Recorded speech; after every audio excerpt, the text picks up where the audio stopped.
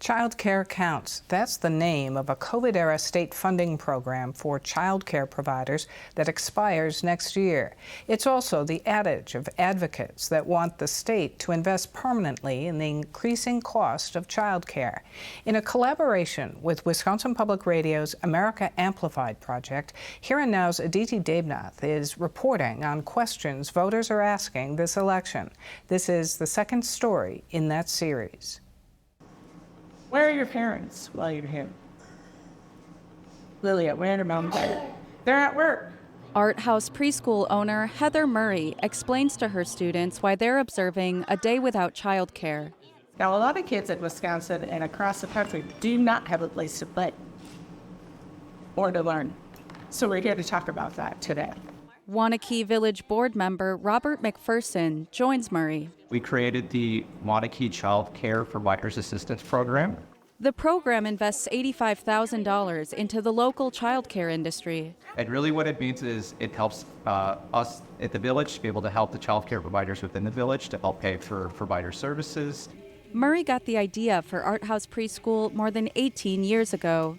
I started out as an elementary school teacher and then started this center when my youngest was about 14 months old, wanting quality childcare for my own kids.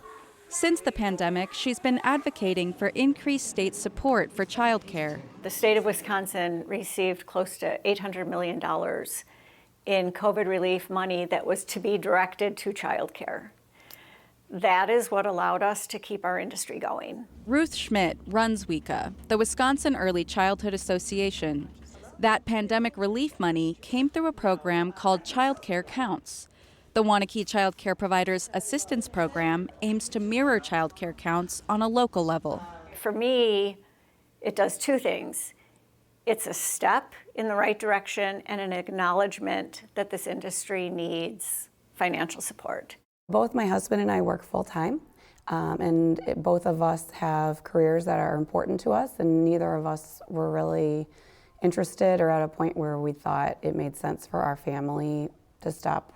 Amy Kloppenberg has two sons that attend Art House. She makes the 12-mile drive to Waunakee from nearby Madison twice a day for her kids. It hasn't been easy. I contacted, and I'm not exaggerating, I contacted 35 daycares, both on Madison's east and west side. And then I finally started reaching out farther than Madison. Finding childcare is stressful and at times complex for parents like Amy.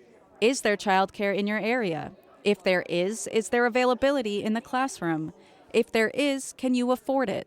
Personally, when I raised tuition, I had two families that decided it was better if they stayed at home financially. So we're essentially pricing some families out of childcare. That means I'm working hard to make sure that you all have enough toys, enough books, enough teachers. Representative Alex Jowers represents Waunakee in the state assembly. He attends the Art House event with his newborn daughter, Emmy. I put forward legislation to continue the Child Care Counts program at an amount of $350 million. And that's just a drop in the bucket compared to the $3 billion surplus that we have in this state. During the last session, Republicans rejected proposals by Jowers and Governor Evers to invest state money into childcare. Instead, Assembly Republicans passed a package to address the profitability of childcare centers. Part of the plan calls for a loan program to help childcare centers to pay for renovations and changing the minimum age for entry-level positions from 18 to 16.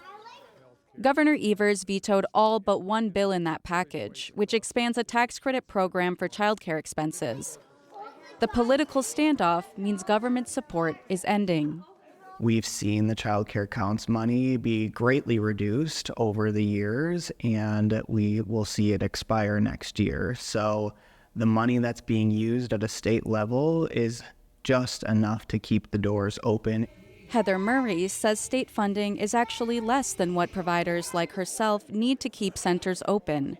Overwhelmingly, Murray says she needs more money to pay her employees a fair wage. We need investments from the state to be able to maintain the staff we have now and the salaries that they're getting. McPherson says Waunakee's investment is a stopgap measure, not a permanent subsidy. We as a village, we're helping just out for a couple of months. We think there's so much funding that we're going to have, but we're hoping that state, federal resources will come together and continue to provide child care providers, because this is really something that we need. Surprisingly, the families getting priced out are not the low-income ones. We're losing that middle section, right? We still have supports for low-income families, and we still have high-income families that can afford care. Waunakee has many families that fall into that middle section. When my child was born, we couldn't find child care for the first 6 to 8 months of her life, and it meant that I couldn't go back to work. It shouldn't just be for people who have a partner that both people work. People should be able to live and work and have child care. Reporting from Waunakee, I'm Aditi Devnath for Here and Now.